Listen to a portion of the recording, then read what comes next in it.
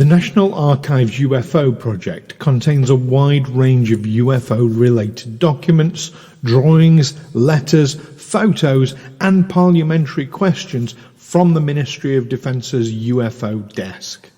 By visiting nationalarchives.gov.uk/UFOs, you can access these files for yourself. Join myself and Neil as we discuss whether the National Archives UFO project is a storehouse of invaluable information amongst which the truth may be found, or just another form of disinformation meant to both appease ufologists and distract them from information the government doesn't want us to see. And this week's episode is dedicated to our Explorer of the Week, and this week it is Israel. Thank you so much for supporting us, Israel. We really appreciate the efforts you go to help us continue making this podcast. And if you want to help support us as well, all you have to do is go to patreon.com/Aliens Explored and find a tier that suits you. We have all kinds of rewards and awards available to suit every pocket, so do have a look at that. But this week's episode 133, is dedicated to Explorer of the Week, Israel.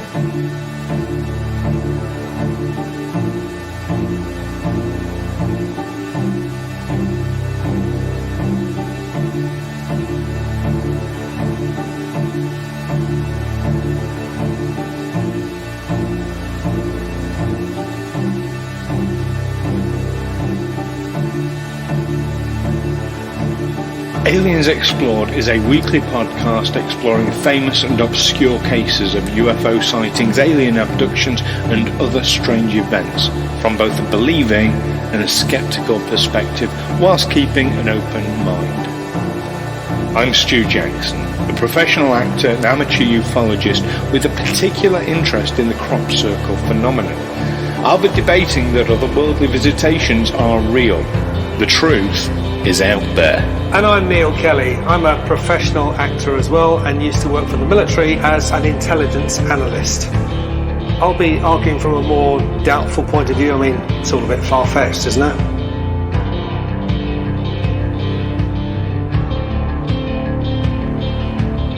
Hello listeners and welcome to another episode of Aliens Explored, your weekly podcast looking at the mysterious skies beneath the sea, in those smoke-filled back rooms full of very secretive people and lost in those massive files that we have to wade through to try and find a nugget of truth. I'm one of your hosts, Neil Kelly. And I'm your other nugget, Stu Jackson.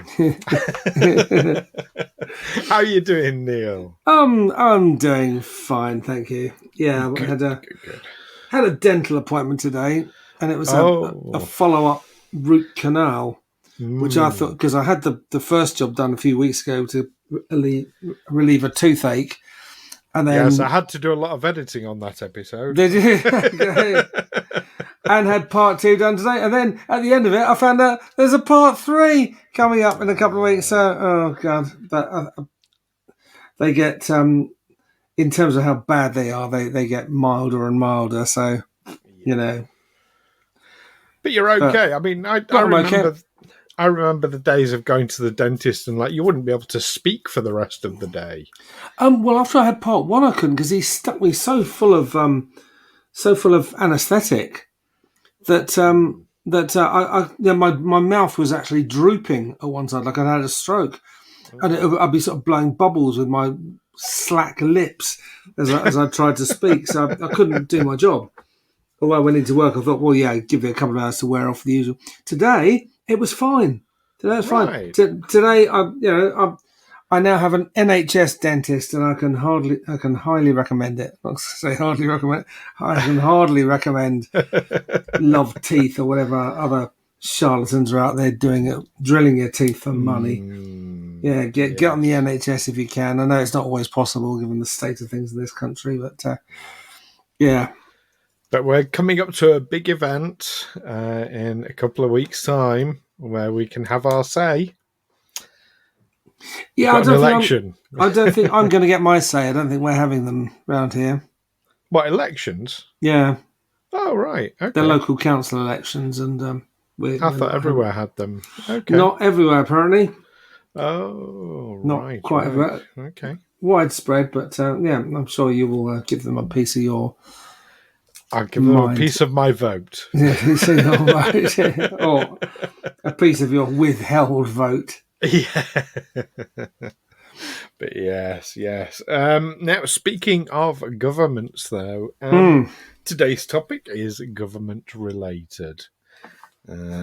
Because today we're talking about the National Archives UFO project. Nice segue, very slick. I try. I really do try. So the National Archives, for anyone who doesn't know, is the official archive and publisher for the UK government. Mm-hmm. I don't know if had you had cause to visit the National Archives, not in person, but online. A long time ago, I had a couple of friends who worked in the National Archives in Kew. Okay. So, and they are real sort of archivist types. That's Kew, the area of London, spelled K-E-W, not Q, the one who gave James Bond all his gadgets. Yeah, there's no actual joining a line involved. It's Q, K-E-W. Yes, west of London.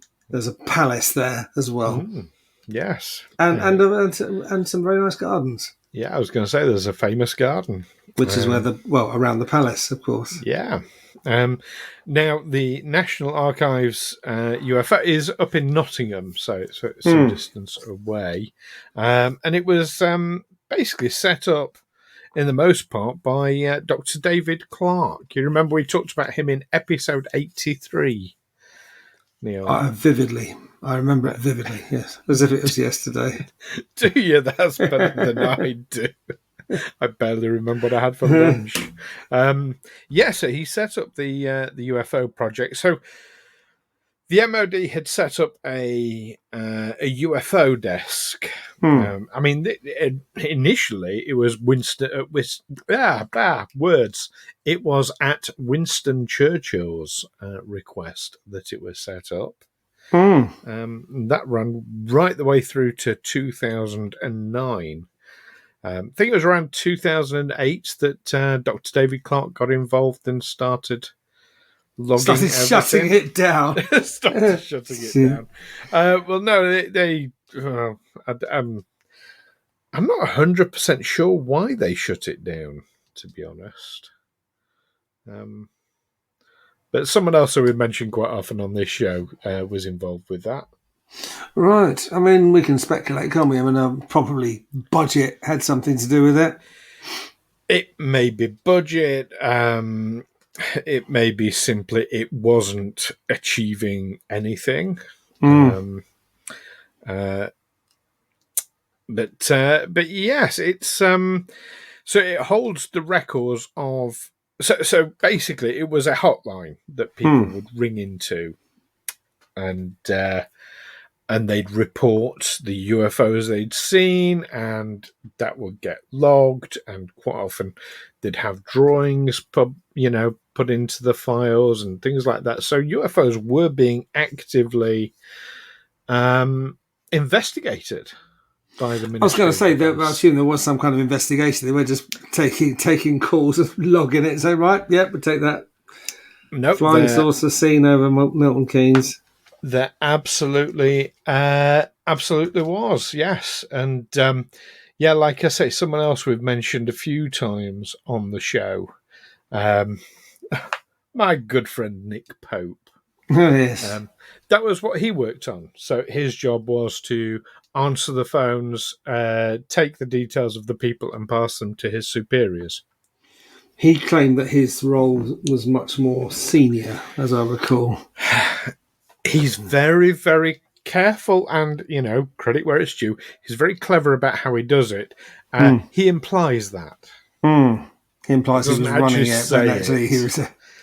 Yeah, he doesn't actually say he did, but he implies it. And he's made a lot of money from implying a lot of things. I'm not a fan of Nick Pope. I think anyone who listens to this show regularly will be very aware of that.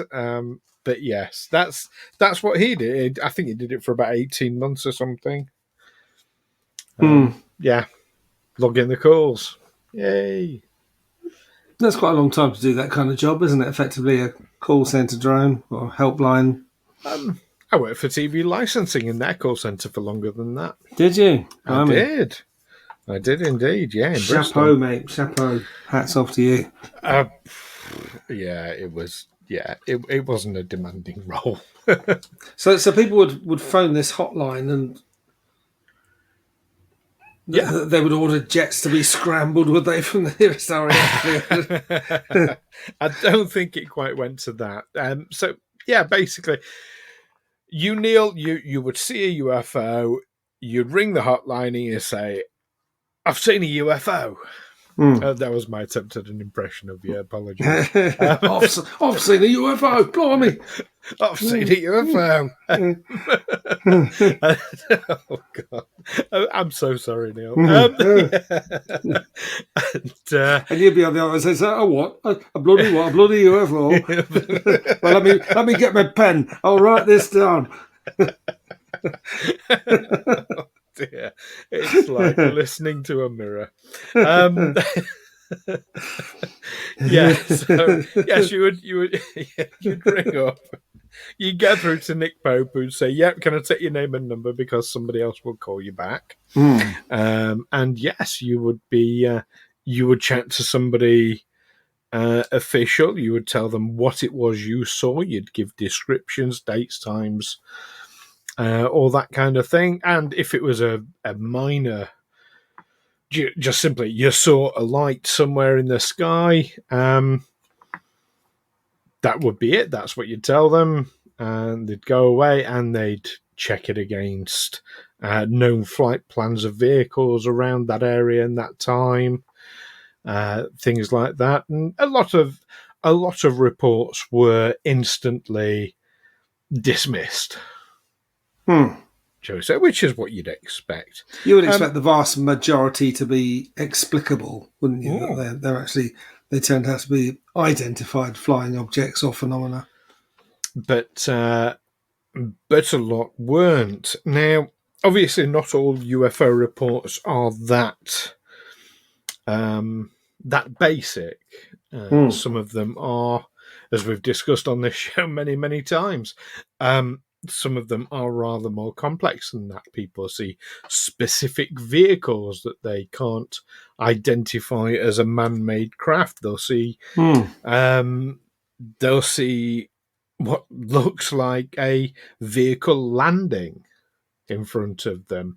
Sometimes they'll see actual alien beings as well. Here's the weird thing about the National Archives UFO project. You don't have any reports in there of those.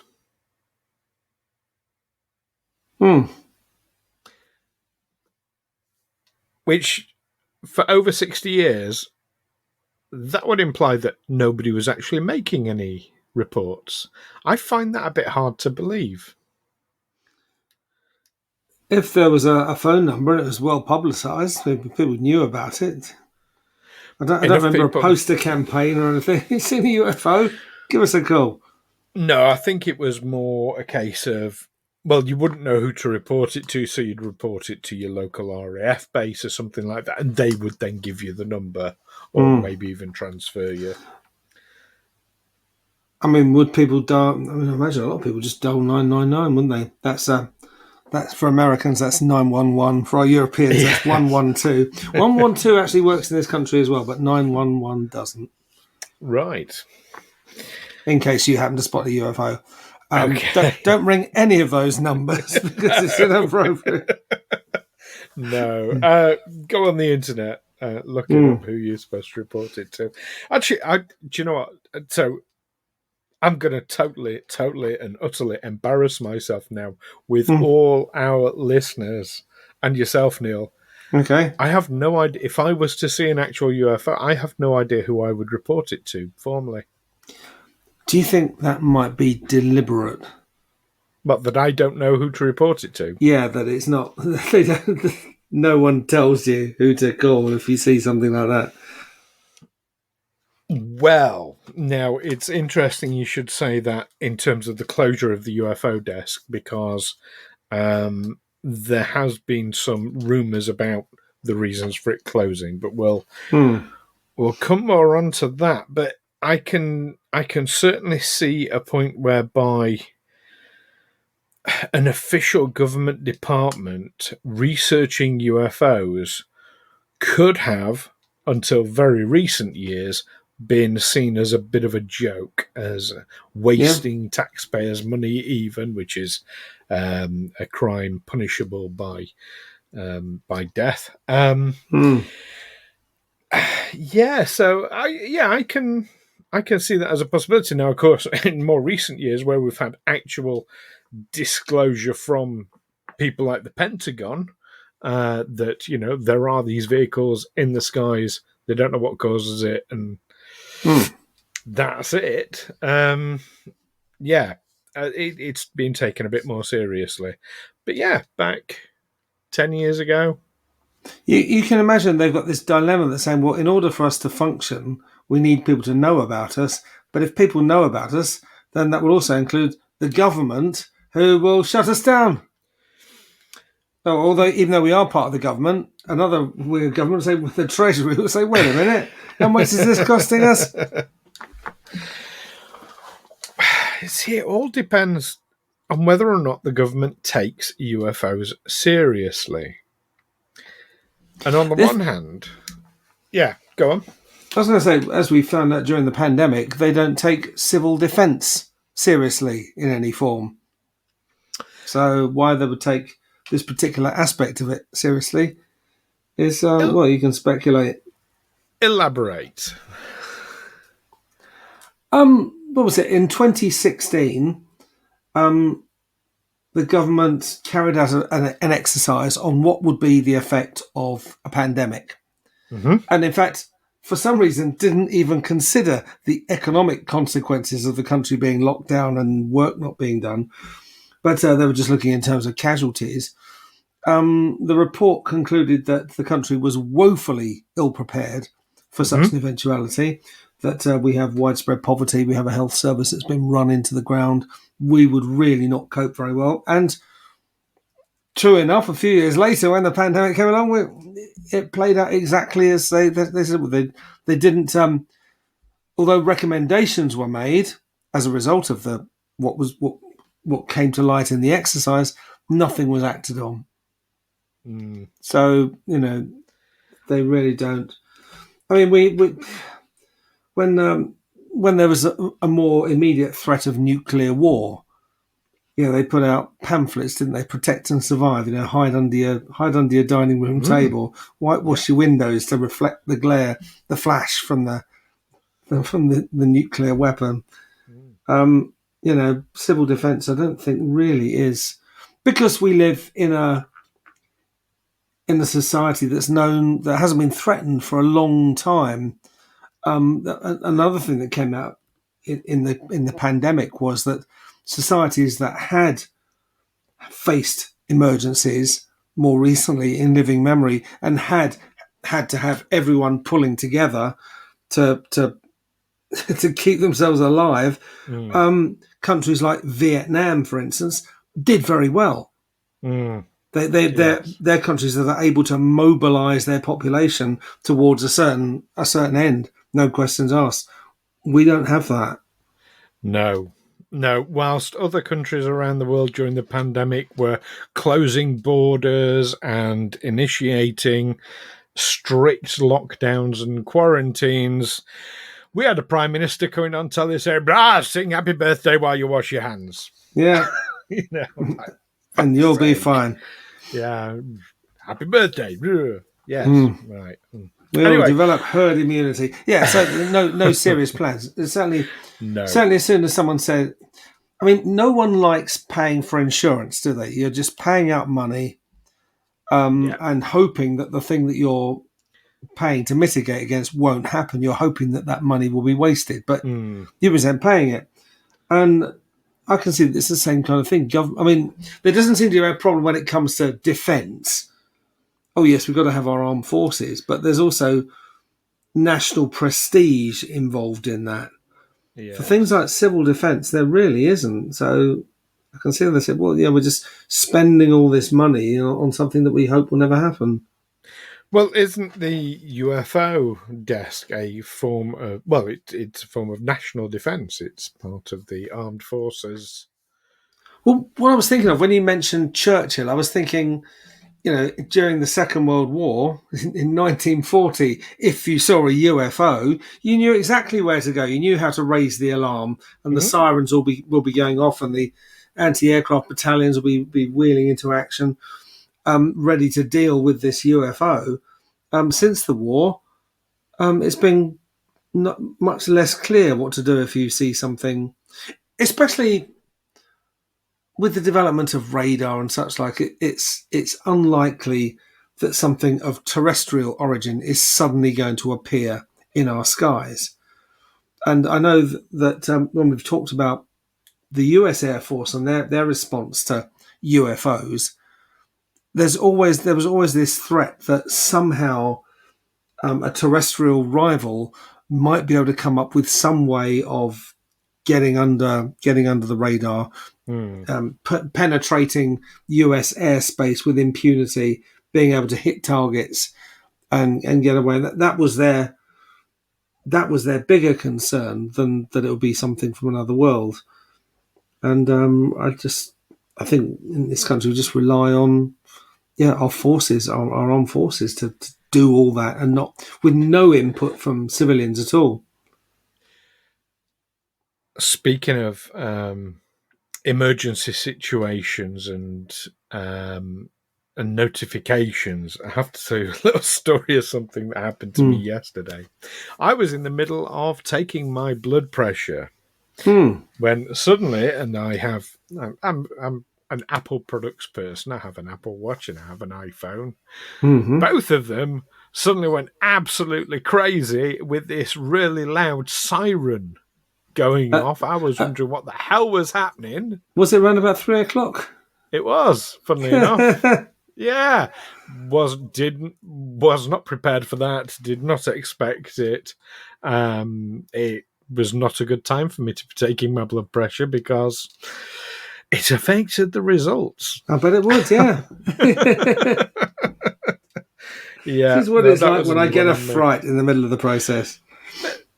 I mean, that's quite an interesting... But the fact that they've installed this system, this emergency warning system, makes you wonder what they're mitigating against, what they're expecting. But there we go. It did make me wonder that as well. I mean, does it work by, if there's a threat in some area, say a flood, that they can say, okay, everyone in this area, we will send out an alert from all these telephone masts in this area. So any phone that's currently connected via one that's currently working from one of these masts will get this alert and be told there's flooding in your area. Get to high ground or whatever. I have no idea. By the time I'd released myself from the ceiling and changed my underwear, I'd cancelled the notification and it had gone. So I've no idea what it's for, but apparently a few people. It's an alarm and it's a text message. I mean, yeah. If I expect, what do you do if there's a nuclear war? No one knows what to do. The missiles are flying. Proper loud siren going off that kept going until I stopped it. And I'd stop it on the watch and the phone separately. Wow. Yeah, that was a thing. Yes. So this archive, this national archive, they didn't record any reports of UFOs. Oh, yes. Oh, absolutely. There are thousands and thousands of reports of Okay. UFOs. When I say there weren't, I'm talking about physical encounters. Hmm. I'm talking about reports of the craft sort of landing in front of someone. I'm talking about reports of actual beings. Hmm. There were none of those. None, certainly not in the numbers that you would expect there to be compared to, seeing lights in the sky. Hmm.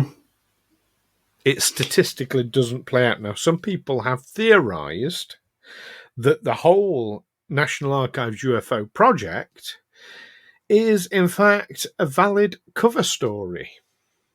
So, a way that they can hide the actual legitimate information by saying, look, here it all is. Here's all our reports. Nothing else to see anywhere. No, don't look in that cabinet behind me. Hmm. Nothing seeing there. You want to look in this cabinet. I mean, is there any kind of breakdown? Because where they have it in America with things like Project Blue Book, they would have, or we've got this many reports of UFOs, of which we were able to resolve this many to our satisfaction. We were able to identify them as aircraft or some kind of light, something that's atmospheric, something debris in the air, whatever. So there's only a relatively small number amongst all the thousands where we could not say what it was, what caused it. Is there some sort of breakdown like that in the British National Archive? Not one that I've ever seen or had access to. No statistical analysis that I've ever seen.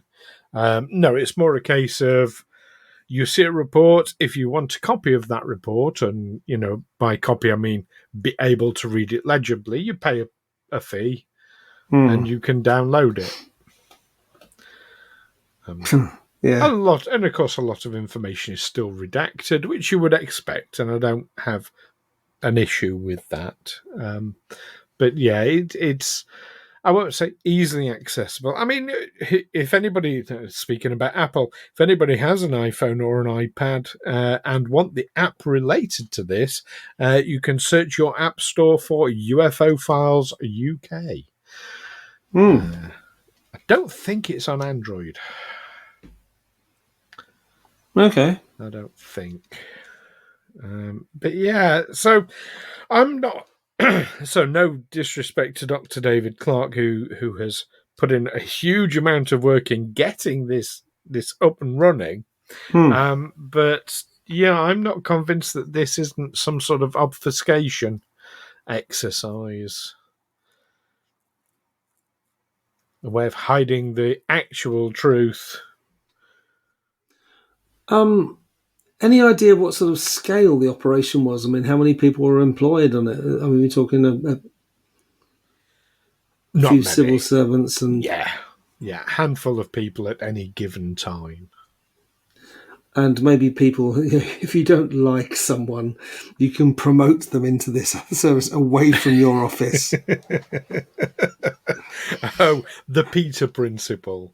I've certainly read that one of the reasons why undercover coppers tend to be such unpleasant people when they're exposed is because the cops that get sent on undercover operations are the ones nobody likes. Let's just get rid of him or her, and maybe we'll find them in a ditch one day when their cover's blown. I've heard that. And I can also imagine, you've got this obscure little. I mean, you read books about these things. Some obscure little office that no one knows anything about, and people get sent there as a punishment, and you're given a tedious job to take calls. This is the UFO line.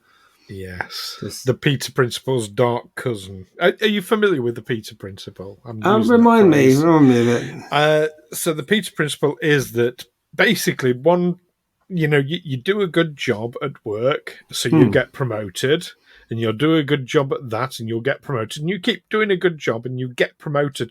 Eventually, you'll get promoted into a job that you are not good at.